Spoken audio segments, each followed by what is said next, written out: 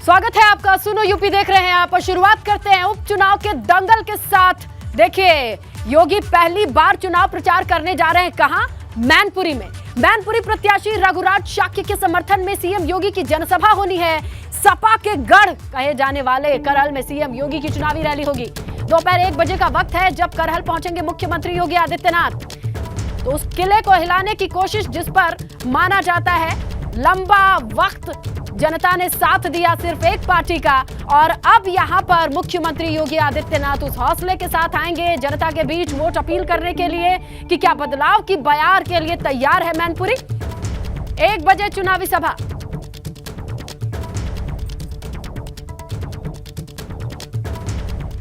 CM योगी की मैनपुरी में rally, समझते हैं। सीएम योगी की करहल में आज रैली है और मैनपुरी उपचुनाव में पहली बार सीएम योगी का चुनाव प्रचार मैनपुरी से देखेंगे हम। भाजपा उम्मीदवार रघुराज शाक्य के लिए जनसभाएं हैं। भाजपा के दूसरे नेताओं का भी चुनाव प्रचार लगातार हम देख रहे हैं। मैनपुरी में रघुराज शाक्य के प्रचार की रफ्तार अगर कहें तो वो तेज हो चुकी है। इसका अंदाजा आप इस बात से लगाइए कि खुद मुख्यमंत्री मैदान में उतर चुके हैं, जिसे सपा का घर और गढ़ दोनों कहा जाता है।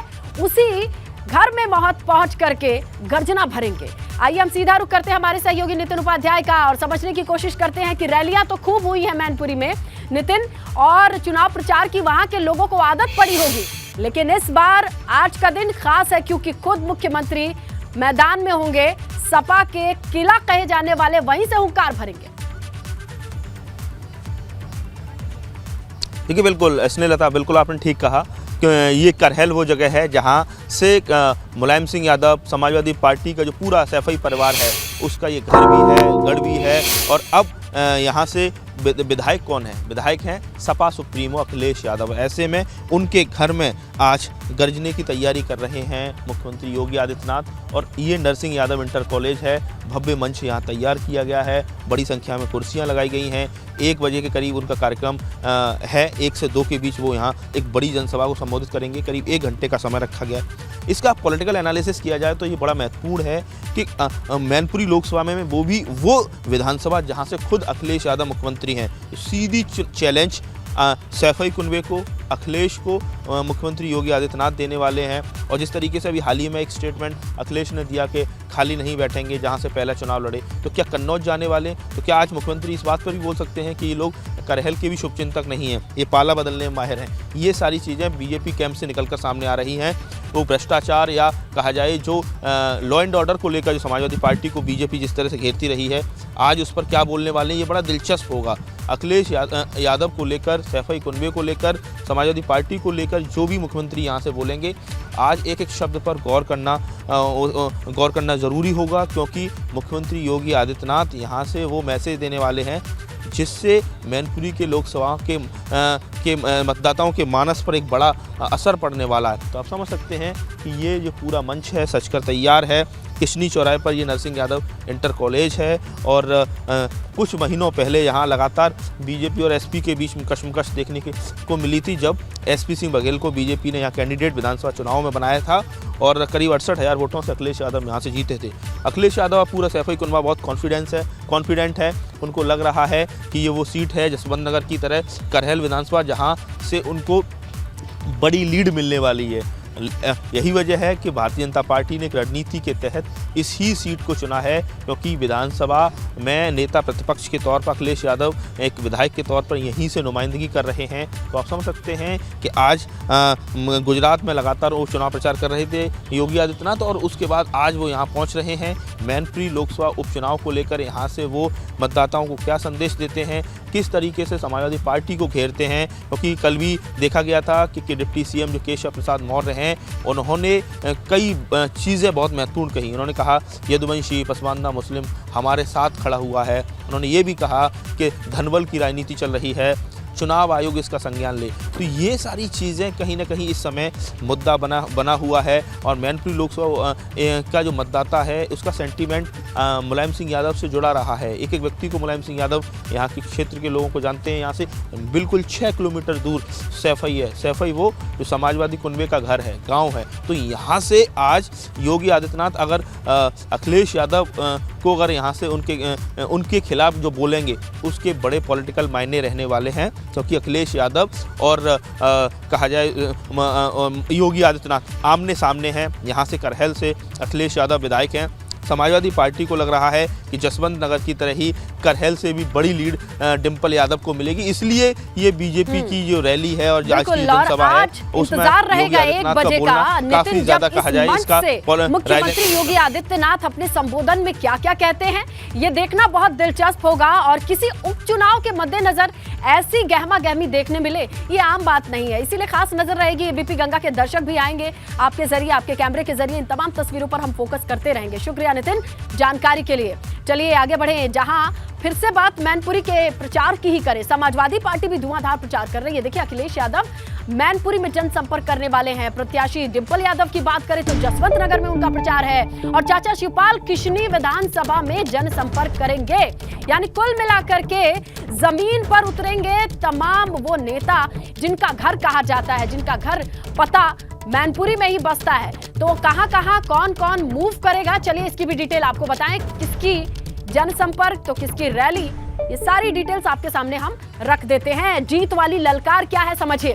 सपा का मैनपुरी में धुआंधार जनसंपर्क दिखाई दे रहा है, ये सामने है आपके। डिंपल यादव का चुनाव प्रचार तेज हो चुका है। डिंपल यादव आज खुद जसवंत नगर में चुनाव प्रचार के लिए उतरेंगी, जनसंपर्क करेंगी और वोट की अपील करेंगी। अखिलेश यादव मैनपुरी में जनसंपर्क करने वाले हैं। सपा अध्यक्ष जगह जगह जनसभाएं करने वाले हैं। शिवपाल यादव की बात करें तो वो किशनी में जनसंपर्क करने वाले हैं। धर्मेंद्र यादव, आदित्य यादव भी चुनाव प्रचार में लगे हुए हैं। सैफई परिवार डिंपल के प्रचार के लिए जमीन पर उतरा हुआ है। इस वक्त कोई भी आवास पर नहीं मिलेगा आपको, हर किसी के प्लान एकदम फुल है। जगह जगह पहुंचना है, लोगों के बीच पहुंचना है। और आइए हम आपको लिए चलते हैं मैनपुरी, जहां हमारे सहयोगी अर्पित मौजूद हैं। उनसे ही जानकारी लेंगे कि आज का दिन मैनपुरी के चाहे गली हो या सड़क हो या मोहल्ले, अर्पित हर तरफ हलचल है। कैसा फीडबैक लोगों से मिल रहा है, लोग क्या बातचीत कर रहे हैं? आज अखिलेश यादव अभी सबसे पहले सैफई से चलकर सबसे पहले मैनपुरी आएंगे और मैनपुरी में आप मेरे पीछे देख सकते हैं कि शीतला माता मंदिर है। शीतला माता मंदिर पे यहाँ पे सबसे पहले आएंगे, कुछ कार्यकर्ताओं से यहाँ पे ही आकर पहले वेट करेंगे, माता के दर्शन करेंगे। उसके बाद यहीं से पास में जो कुरावली रोड जा रही है, उस कुरावली रोड पर जितने भी गांव पड़ेंगे, कई सारे गांव हैं, वहाँ पे उनकी छोटी छोटी जनसभा है, लोगों से मिलेंगे, कार्यकर्ताओं से मिलेंगे। साथ ही डिंपल यादव जो हैं वो किशनी में अपना प्रचार कर रही हैं और शिवपाल यादव वो भी अपने प्रचार में निकले हुए हैं, आदित्य यादव निकले हुए हैं, धर्मेंद्र यादव निकले हुए हैं। सभी मतलब जितना साफा ये सुनवा है वो पूरा कहीं ना कहीं पूरी तरीके से प्रचार में निकला हुआ है। और जो प्रचार का माहौल है, क्योंकि मैनपुरी इतनी ऐतिहासिक सीट हो गई है, उपचुनाव इतना VIP लेवल पे चल रहा है, यहाँ पे कई सारे कैबिनेट मंत्री, कई सारे मंत्री, विधायक, सांसद, पूर्व मंत्री, दोनों पार्टी अपनी पूरी ताकत लगाई हुई है मैनपुरी के चुनाव को लेकर के, क्योंकि मैनपुरी का जो चुनाव और ये बात समझा भी जा सकता है जिस तरीके से एक उपचुनाव में पूरे देश की निगाहें आकर के थम गई हो, इस तरीके का प्रचार देखा जा रहा है। आप नजर बना करके रखिएगा। फिलहाल की जानकारी के लिए शुक्रिया अर्पित। हमारे सहयोगी अर्पित बता रहे थे कि किस तरीके से अखिलेश यादव शीतला माता मंदिर आएंगे और वहां से फिर प्रचार की शुरुआत करेंगे। आइए खतौली लिए चलते हैं। जयंत चौधरी से जुड़ी अपडेट ये है कि डोर टू डोर कैंपेन करेंगे, हर एक दरवाजे पर पहुंच करके वोट अपील करेंगे, गांव गांव जाकर के वोटर्स से मुलाकात करेंगे, वोटर्स को जयंत चौधरी मतदान की पर्ची भी देंगे। फहीमपुर, खोकनी, बिहारीपुर गांव है जहां पर उनके जनसंपर्क का कार्यक्रम तैयार बताया जा रहा है। मदन भैया के पक्ष में 11 गांव में जयंत चौधरी की जनसभाएं लगी हुई हैं, तैयारी पूरी है और तय वक्त पर जयंत चौधरी पहुंचेंगे, लोगों को एक पर्ची भी देंगे, ये भी खबर आ रही है। उपचुनाव का दंगल इस वक्त बहुत दिलचस्प हो चुका है। प्रचार आप देखें तो धुआंधार प्रचार चल रहा है। सर्दियों की शुरुआत, लेकिन चुनावी तपिश इतनी ज्यादा है कि सुबह से शाम तक आपको नेता मिलेंगे घर घर जाते हुए, वोट अपील करते हुए। सीधा रुख करते हैं हमारे सहयोगी सनुज का और उनके पास जानकारी है कि आज किस तरीके की तैयारी है। चाहे बात कर ले तमाम सियासी दलों की। सनुज,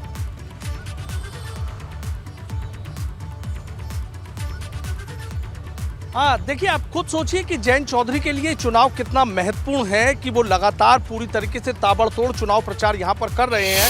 ये ऐसा पहला मौका है कि जब जयंत चौधरी इस तरीके से गांव-गांव जाएंगे और जो मतदान पर्ची है, जो वोटिंग पर्ची है, उस वोटिंग पर्ची को वो मतदाताओं को भी देंगे और उसी के साथ ही वोट देने की अपील करेंगे। आपका फहीमपुर गांव है, खोखरी गांव है, इसी के साथ बिहारीपुर गांव है, इन गांवों में जयंत चौधरी का कार्यक्रम लगाया गया है। तमाम नेताओं ने पूरी ताकत झोंक रखी है और सबसे बड़ी बात यह है कि जयंत चौधरी और कुछ ही नेता उनके साथ रहेंगे। बाकी जो उनके तमाम 8 विधायक हैं, उन 8 विधायकों को अलग अलग सेक्टर बनाकर अलग अलग सेक्टर की जिम्मेदारी वहां पर दे दी गई है। तमाम नेता जयंत चौधरी ने अपनी पूरी फौज, जितनी भी, चाहे 8 विधायक हो, चाहे पार्टी के पदाधिकारी हो, कुछ जिला पंचायत अध्यक्ष हो, कुछ जिला पंचायत सदस्य हो, तमाम लोगों को खतौली के रण में उतार रखा है। वो लोग अलग मोर्चे पर डटे हुए हैं और जयंत चौधरी अलग मोर्चे पर डटे हुए हैं।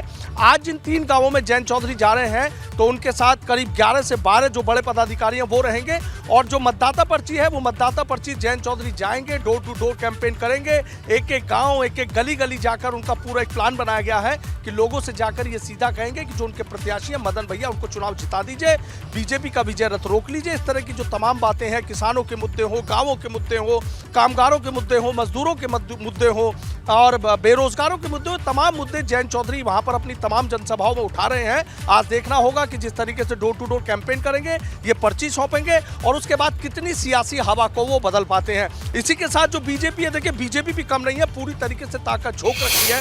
अपने जो तमाम मंत्री हैं, उन तमाम मंत्रियों को वहीं पर डेरा डालने के लिए कहा गया है। तमाम मंत्री पिछले कई दिनों से वहां पर डेरा डाले हुए हैं। पूरे खतौली में एक ऐसा बीजेपी ने चक्रव्यूह रचा है कि उसमें कोई पर ना मार सके और बीजेपी यहां पर फिर से अपनी हैट्रिक लगा सके। दोनों ही दलों की बात हो, देखिए बीजेपी की बात कर लें, आप देखिए कि तमाम बड़े कद्दावर नेता लगातार खतौली आ रहे हैं। भूपेंद्र चौधरी कल खुद यहाँ खतौली में भी थे, मेरठ में भी थे। साफ तौर पे मेरठ से लगाए खतौली तक का जिस तरीके से माहौल दिखाई दे रहा है, समझा जा सकता है पश्चिमी यूपी पूरा अलर्ट है। शुक्रिया सनुज तमाम जानकारी के लिए। आइए बात कर ले रामपुर की। आज जयंत चौधरी रामपुर में चुनाव प्रचार करने वाले हैं। आसिम राजा के पक्ष में चुनाव प्रचार करेंगे जयंत चौधरी। अखिलेश यादव ने अब तक रामपुर में रैली नहीं की है, लेकिन सहयोगी दल आरएलडी की बात करें तो जयंत चौधरी आज पहुंचेंगे। आजम खान लगातार आसिम राजा के पक्ष में प्रचार कर रहे हैं, उनका गढ़ कहा जाता है, लेकिन अभी तक समाजवादी पार्टी और गठबंधन की ओर से अगर बात करें तो आज जयंत चौधरी के प्रचार करने की खबर मिल रही है। और कुल मिलाकर के अब तक देखा जा रहा था कि आजमगढ़ का जो रण था वो रामपुर का, माफ कीजिएगा, वो आजम अकेले लड़ रहे थे, लेकिन इसमें आज एक और साथी जुड़ सकता है। जयंत चौधरी के पहुंचने की खबर मिल रही है, जो गठबंधन के साथी हैं।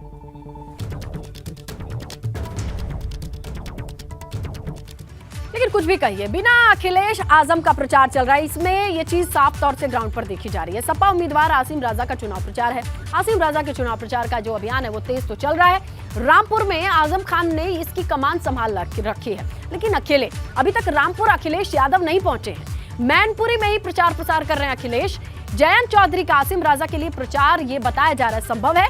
गठबंधन के उम्मीदवार के लिए जयंत प्रचार कर सकते हैं, लेकिन अगर बात करें समाजवादी पार्टी के अध्यक्ष के तौर पर अखिलेश यादव की, तो वो अभी तक नजर नहीं आए हैं। रामपुर का दारोमदार सिर्फ कंधों पर है आजम के, ये दिखाई दे रहा है। कम से कम अब तक की तस्वीरें यही बयां करती हैं। हालांकि हाल ही में उन्होंने कहा कि हो सकता है कि अखिलेश भी आए। जयंत के आने की खबर तो आज मिल रही है।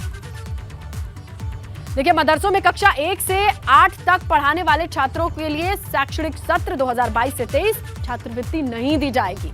केंद्र सरकार की ओर से इस बारे में निर्देश जारी किया गया है। पिछले साल मदरसों में पढ़ने वाले 8वीं तक के जो लगभग 6 लाख स्टूडेंट थे, उनको छात्रवृत्ति मिली थी। कक्षा 1 से 5 तक विद्यार्थियों को एक साल में 1000 रुपए मिलते थे, लेकिन इस बार छात्रवृत्ति नहीं मिलेगी, ये खबर आ रही है। मदरसों में कक्षा 1 से 8 तक पढ़ने वाले छात्रों को शैक्षणिक सत्र 2022-23 में छात्रवृत्ति नहीं दी जाएगी। केंद्र सरकार की ओर से निर्देश जारी हुआ है। अगर पिछले साल की बात करें तो 8वीं तक के लगभग 6 लाख स्टूडेंट को, छात्रों को छात्रवृत्ति मिली थी।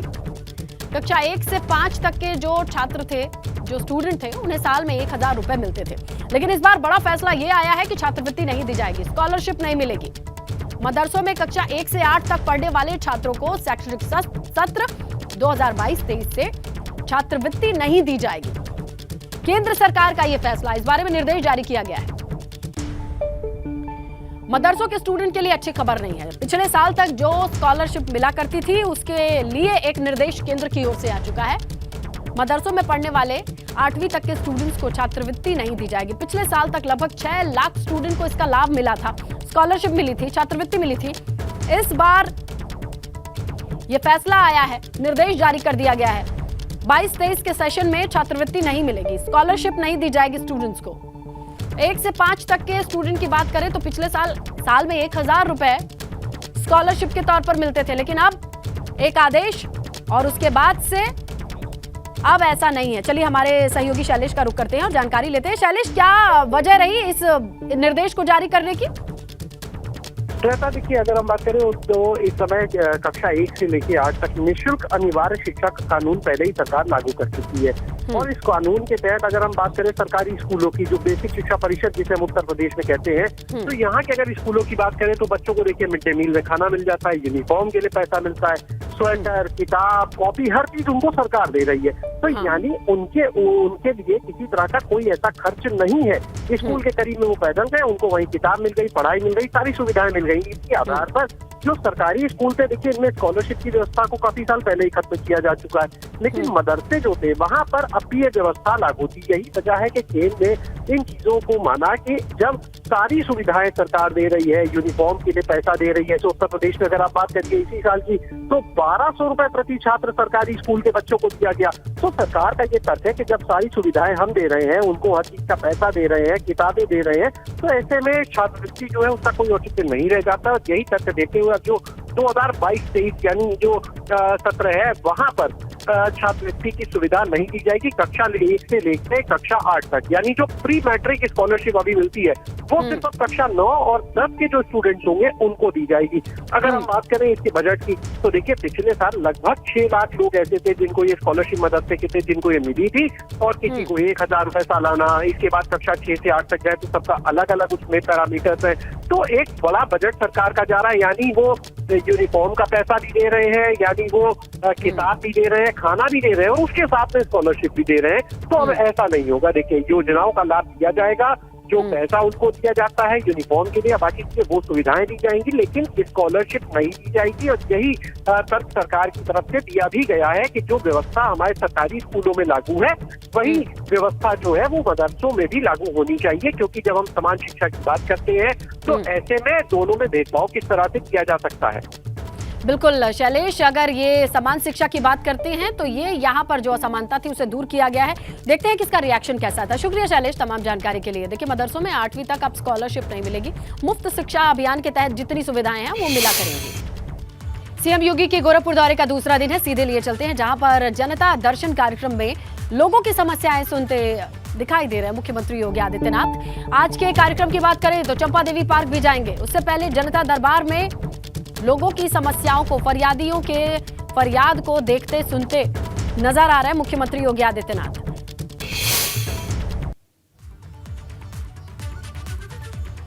देख सकते हैं आप कि तमाम फरियादियों की कतार है और एक एक करके अपनी अपनी फरियाद लेकर के पहुंचे हैं। संबंधित अधिकारियों के पास ये पेपर जाता है जहां उन्हें इन फरियादियों की समस्याओं के निपटारे का भरोसा रहता है। यही सोच करके वो सालों से चले आ रहे हैं। जब कभी भी मुख्यमंत्री योगी आदित्यनाथ जब सांसद थे तब से ऐसा होता चला आया है कि लोग जब बहुत मुश्किल में होते हैं तब पहुंचते हैं जनता दरबार के बीच गोरखनाथ मंदिर में, जहां लोगों की फरियाद को देखते सुनते नजर आ रहे इस वक्त मुख्यमंत्री योगी आदित्यनाथ। आज के कार्यक्रम की बात करें तो 1000 जोड़ों को आशीर्वाद देंगे जो आज शादी के बंधन में बंधने वाले हैं। चंपा देवी पार्क में बड़ा आयोजन किया गया है, एक साथ सामूहिक विवाह का हिस्सा 1000 जोड़ों को आशीर्वाद भी देंगे मुख्यमंत्री योगी आदित्यनाथ। उससे पहले की तस्वीरें हैं ये गोरखपुर दौरे के दूसरे दिन की, जहां मुख्यमंत्री फरियादियों की फरियाद सुनते नजर आ रहे हैं।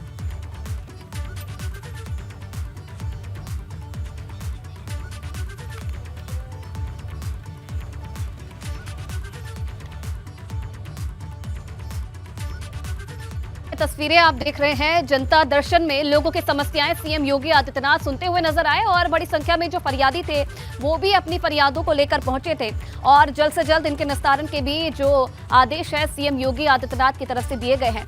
आज कई कार्यक्रम हैं सीएम योगी आदित्यनाथ के गोरखपुर में, लेकिन दिन की शुरुआत अपनी की जनता दरबार लगाकर और यहाँ पर लोगों की समस्याएं सुनी। आप देख सकते हैं बड़ी संख्या में जो महिलाएं हैं और जो पुरुष हैं वो अपनी फरियाद लेकर पहुंचे थे।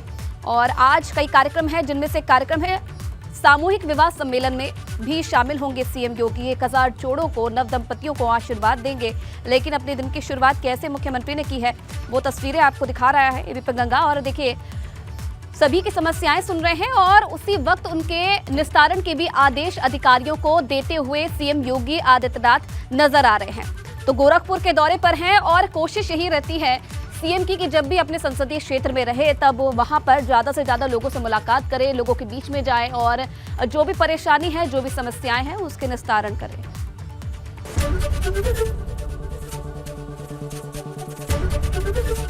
एबीपी गंगा, खबर आपकी, जुबान आपकी।